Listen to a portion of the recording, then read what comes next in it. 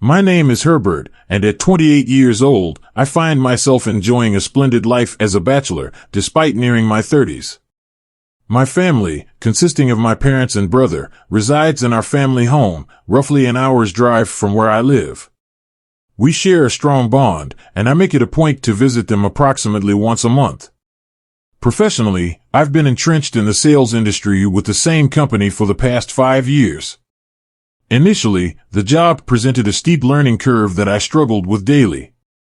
However, I soon made my mark by adeptly managing a French-speaking client, which led to my responsibility for handling international clients. Given my fluency in French, akin to that of a native speaker, my responsibilities surged, making overtime a regular part of my routine. Despite the physical toll, the support from my colleague Philip and others, who often brought snacks and offered encouragement, made the workload bearable. Although some colleagues expressed regret for the heavy demands placed on me, the solid camaraderie and the knowledge that my efforts were aiding the team fueled my motivation, and I grew to enjoy my role. On one typical late evening, my manager, Edwin, approached me. Known for his eccentricity and generally kept at arm's length by peers, Edwin quipped about my habitual late hours, insinuating a ploy for extra overtime pay. I explained the necessity due to the sheer volume of calls and the different time zones of our clients, which made after-hours work essential. Edwin, dismissively accusing me of incompetence, failed to understand the necessity of my extended hours to prevent overburdening my colleagues. After a curt exchange, he left, and I refocused on my tasks. The following day, expressions of gratitude from my colleagues for preparing essential documents on time and compliments on recent presentations reaffirmed the value of my hard work. Their appreciation and positive feedback infused my days with purpose and motivation, compelling me to reciprocate the kindness they showed me. Amidst the acknowledgments, I contemplated the importance of occasionally leaving work on time for my well-being. Remember, taking breaks is vital to your job too, Philip reminded me, prompting me to leave work early for a change. Excited by the prospect of going home at a decent hour, I texted my parents to ask if I could visit, as I was finishing work on time. They responded enthusiastically, promising to prepare my favorite meals, which made the idea of enjoying a homemade dinner over a store-bought one all the more appealing. This prospect significantly boosted my focus and productivity at work. Believing I had completed sufficient work to not leave anyone in the lurch, I noticed it was just beyond the standard closing time as I started to pack up. After saying goodbye to a few remaining coworkers, I was about to leave when Edwin confronted me with his typical sarcasm, questioning my early departure. I assured him with a smile that I had finished my essential tasks for the day, but Edwin's amusement was non-existent. Suddenly, he knocked papers off my desk, feigning an accident but clearly intentional, and even stepped on them, leaving with a disdainful laugh. Witnessing this, my colleagues rushed to assist me in picking up the scattered documents, which now required reorganization due to the mix-up. Despite their insistence that I go home and their willingness to help, I felt obligated to stay. Thanks to their support, we managed to sort everything out more quickly than anticipated, but by then, I was already 2 hours past my planned departure, and my phone was filled with anxious messages from my mother. Regretfully, I informed her of the unexpected delay and promised to visit on my next day off, apologizing for missing the dinner she had prepared. My mother's understanding response eased my guilt, yet the incident marked the beginning of a period of targeted harassment by Edwin. This included having to redo documents under the pretext of clarity issues and being excluded from company communications. My colleagues often intervened on my behalf, but the continuous bullying and added stress took a toll on my mental well-being. I frequently stayed at work until the last train departed. Then, one evening, while I was working overtime alone, Edwin appeared once more. By this point, Edwin had become a person I was wary of, and I could feel myself tensing up at his approach. "What do you want?" I inquired, only to be met with his familiar, disdainful tone. "What kind of question is that? How dare you speak to me in such a manner?" I had become accustomed to his derogatory remarks about my supposed incompetence and my alleged motive of merely staying late to earn overtime pay. "I'm sorry, I'll head out now," I said, intending to leave. However, Edwin, with a scoff, retorted, "Actually, don't bother coming back.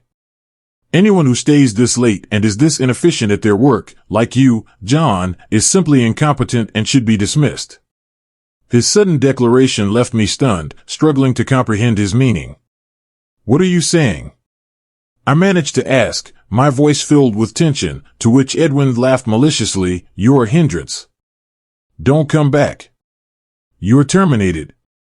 Do I need to repeat myself?" He then exited the office, leaving behind his harsh laughter. Am I really fired? I whispered to myself, unheard by anyone, as I sat bewildered in the office. Eventually realizing I had missed the last train, I took a taxi home. Gazing out of the taxi window, my mind reflexively began to plan the next day's tasks, including preparing a contract for ABC Corporation and organizing presentation documents, despite my habit of staying late. Suddenly, the reality hit me. "Oh, that's right.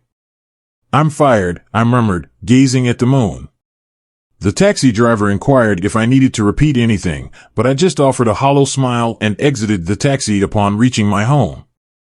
Completely drained, I collapsed onto my bed and, unusually for me, woke up before my alarm at 5 a.m., well ahead of my usual 7 a.m. wake-up time. Unable to return to sleep, haunted by Edwin's declaration of my firing, I lay there, restless and contemplative. As the morning progressed, my phone rang persistently, but I lacked the desire to answer, recognizing a colleague's number.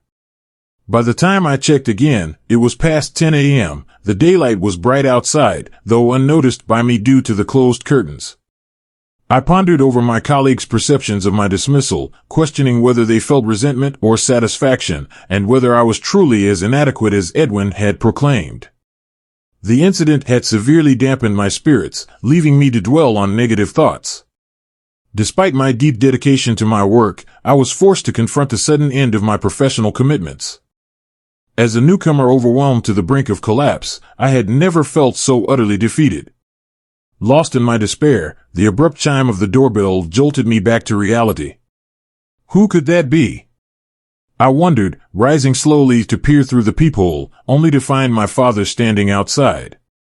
Surprised, I hesitated before the doorbell sounded once more. With hands shaking, I cautiously opened the door, greeted by my father's warm smile. "What's with that expression?" he asked, and at his words, tears began to cascade down my cheeks uncontrollably. "I'm coming in," he declared, stepping inside with a plastic bag in hand. Noticing my disheveled appearance, he gestured towards the bag. "Hungry? You haven't eaten, have you?" It was clear he understood my plight, which only intensified my sense of despair. He made his way into the room, flinging the curtains wide open.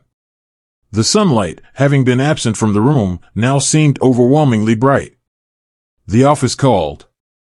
"You weren't picking up your phone, so they reached out to us." "What's going on?" he inquired. As I recounted my ordeal, he listened intently, nodding in understanding. "What's your next move?" he probed. I found myself at a loss, unable to articulate any plans or thoughts, merely lowering my head in confusion and frustration. Observing my distress, my father offered his perspective. "Don't belittle yourself just because others might. What matters isn't what you should do, but what you want to do. Words can cut deeper than any knife, but don't let them dictate your self-worth. No one else can define your value. You've done well, stand proud." His words prompted another wave of tears, but this time they were mixed with a sense of relief as he comforted me with a reassuring pat on the back. "Let's eat. It's your mother's cooking. If we don't, I'll hear it from her," he joked, eliciting a slight laugh from me and, finally, a genuine smile. I shared the meal my mother had prepared with my father, savoring its familiar, comforting flavors. Despite my lack of appetite the day before, I was surprised by my own hunger as I began to eat. Hunger can cloud your thoughts. For now, focus on eating well and resting. Things will start to look better, he advised. It struck me how, even at my age, I found solace in my father's presence, realizing that familial bonds transcend age. Had he not visited, I might have remained in bed, engulfed in negativity. Feeling nourished, both physically and emotionally, I felt a renewed sense of hope. After the meal, my father reminded me, "You can always come back home," before leaving. Alone in my room, I contemplated my future. Even if I was as inadequate as Edwin claimed, I was not content with leaving things as they were. I didn't seek validation for my efforts, but I was unwilling to accept that my contributions amounted to nothing. After all, it was Edwin who proclaimed my termination. I pondered how Jacob would perceive this situation. Merely accepting this outcome felt deeply unsatisfactory. I yearned to counter Edwin's move, even in a minor way. Amid these thoughts, my phone rang once more. Glancing at the caller ID, I noticed it was a different colleague. With a moment's hesitation, I chose to answer. "Hello?" I greeted. The immediate response was my colleague's voice, loud and clear. "You finally picked up. You've been fired? What exactly happened?" This was precisely the clarification I sought. I recounted the previous night's events involving Edwin to my colleague. "That's outrageous." "You should have stood up to Edwin," my colleague exclaimed, visibly upset on my behalf. It was somewhat amusing yet heartening to witness his indignation for me. Curious, I inquired about the day's happenings at the office and the staff's reactions. His narrative meandered slightly, but essentially, during the morning meeting, some employees noted my absence and considered reaching out to me. Edwin, overhearing this, chuckled and announced my firing. When pressed for a reason, he declined to elaborate, dismissing it as confidential. What kind of confidentiality is that? My colleagues and superiors, suspecting wrongful termination linked to Edwin's actions, planned to consult Jacob. However, Jacob was away on business. They resolved to discuss the matter with Jacob upon his return, and many had attempted to contact me. "I was nearly on my way to your place if you hadn't answered by tomorrow," my colleague revealed. This conversation reminded me once again of the valuable relationships I had at work. "Thank you, I appreciate hearing that," I responded, causing my colleague to misinterpret my tone in panic. "What's that ominous tone for? You're not planning anything drastic, are you?" His concern made me laugh. "It's not funny." "Seriously, what will you do now?" he pressed. Indeed, what was my plan regarding the termination? It was crucial to discuss the situation with Jacob to understand the company's position, but I also didn't want to let Edwin's actions go unchallenged. As I contemplated, a thought struck me about the unfinished work I had left behind. What happened with my workload yesterday? I left without completing my tasks, I admitted, feeling a mix of irresponsibility and curiosity. "Actually, that's something I wanted to discuss with you," my colleague began. "The documents for today, you had almost finished them, right? All that remained was a specific part of the contract needing translation into French. Other employees attempted to finalize it, but then, unexpectedly, Edwin volunteered, "I'll do it." This was surprising as Edwin was notorious for delegating tasks rather than executing them himself. So, Edwin took on the task, completing it just in time to hurriedly email it to the client. However, given Edwin's past mishap with a French translation that led to a client complaint, we were all apprehensive.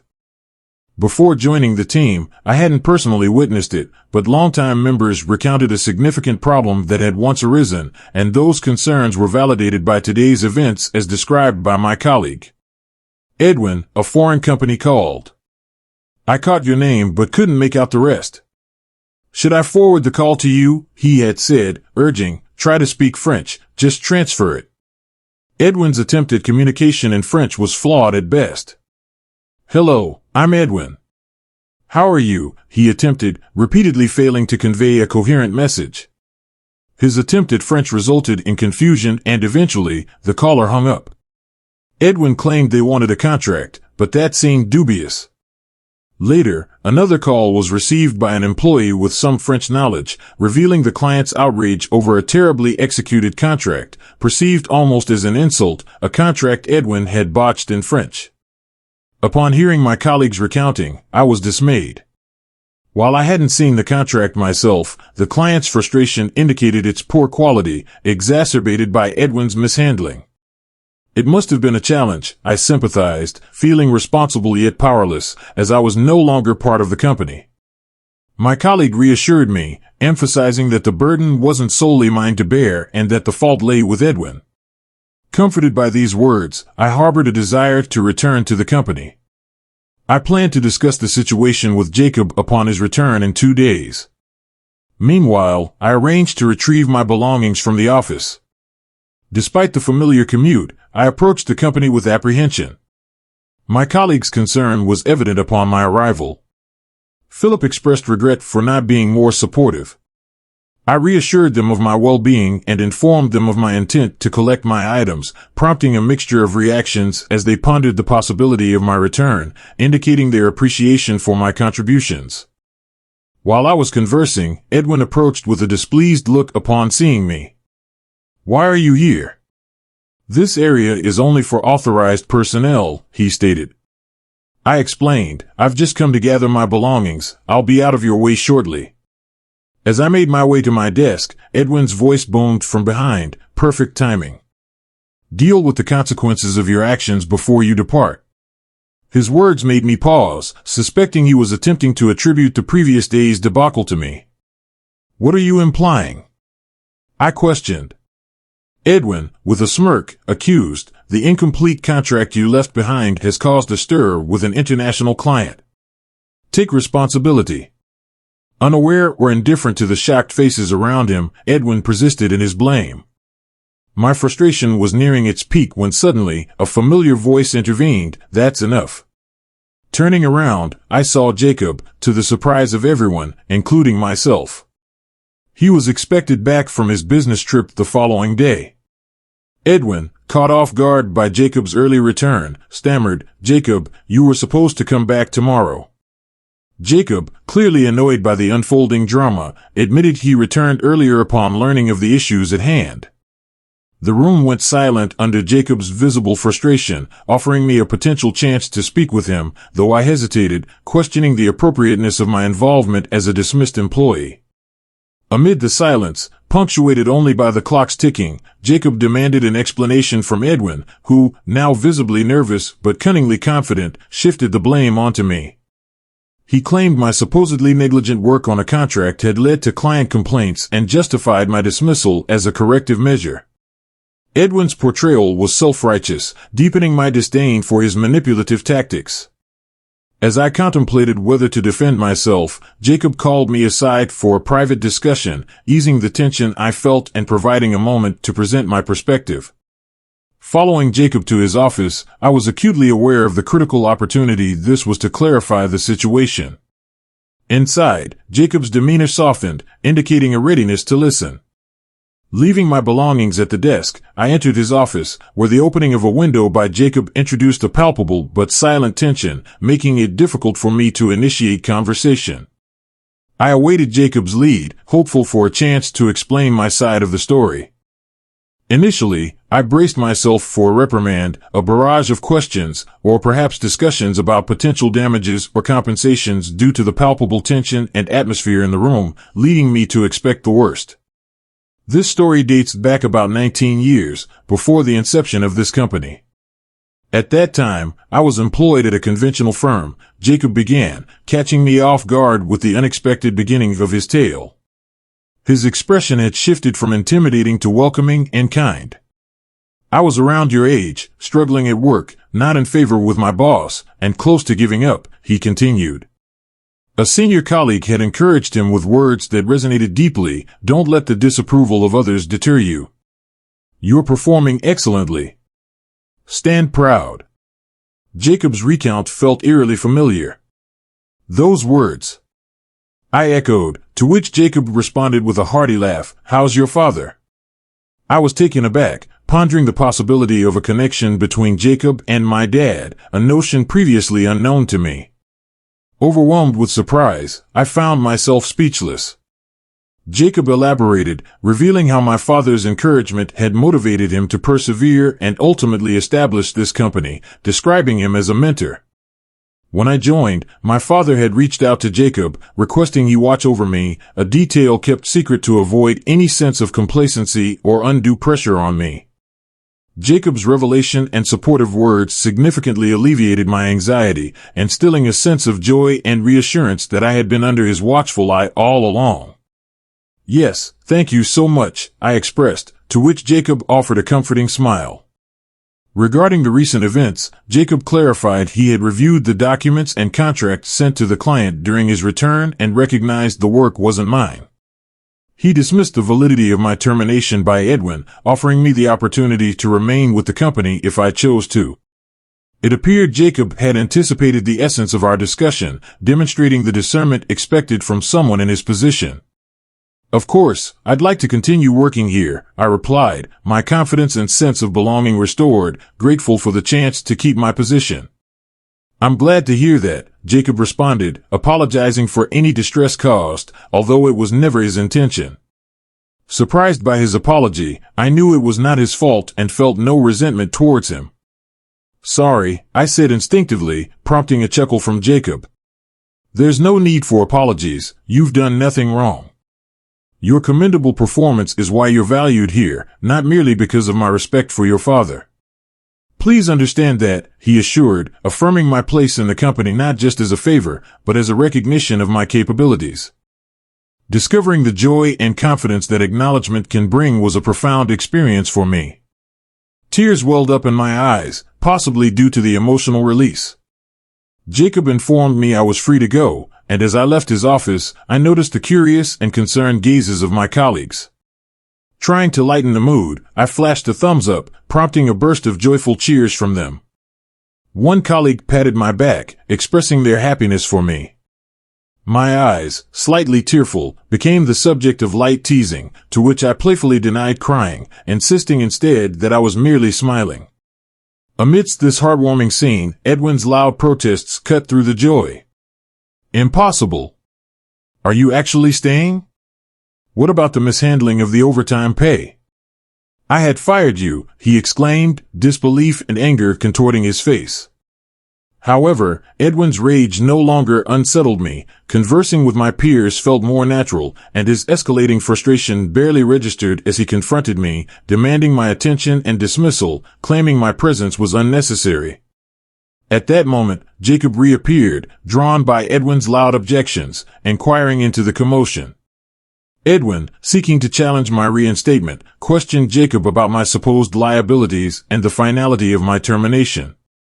The tension rose as Edwin pressed for answers, yet Jacob responded with unruffled composure, undermining Edwin's claims by pointing out his lack of authority to terminate employment and hinting at Edwin's own failings regarding the contract.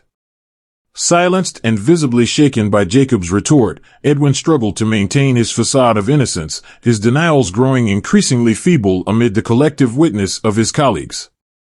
One after another, employees came forward to corroborate the truth about Edwin's involvement with the contract and his inadequate attempt to communicate with the client in French, their testimonies painting a clear picture of responsibility.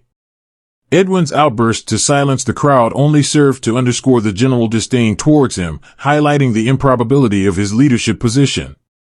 Witnessing this unfold, I felt a deeper bond with Jacob and contemplated discussing Edwin's behavior with him later. As Edwin floundered under the weight of undeniable evidence and workplace solidarity against him, it was evident that acknowledging his mistakes gracefully could have mitigated the fallout, yet his persistence only worsened his plight. As I confronted Edwin, his face reddened with fury, resembling a child's tantrum, adamantly denying any wrongdoing. Yet, Jacob decisively ended the cycle of blame shifting, revealing that surveillance footage and computer logs incontrovertibly implicated Edwin.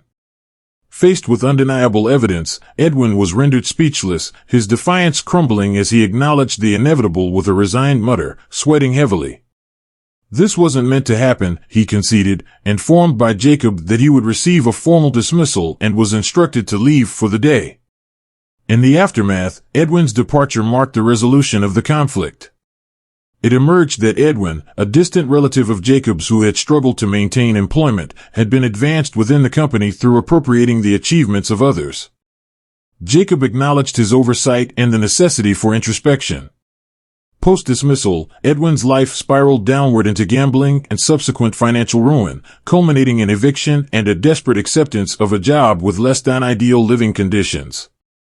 On my end, returning to work was met with a blend of welcome and an immediate heap of tasks, a return to normalcy that I found oddly gratifying.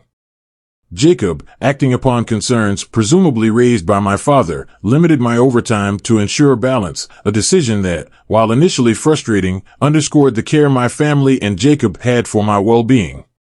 This newfound equilibrium allowed for more frequent visits home, where my family's support remained unwavering despite recent upheavals.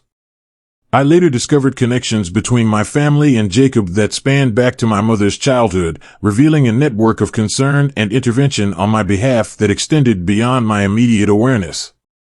This chapter of my life underscored the extensive support system surrounding me, offering a profound sense of gratitude and a protective impulse towards others. My journey took a turn towards personal growth and new beginnings as I embarked on a relationship with a colleague, expanding my circle of support and care. This narrative arc from tribulation to resolution and growth underscored the value of resilience, community, and the importance of standing up for oneself and others.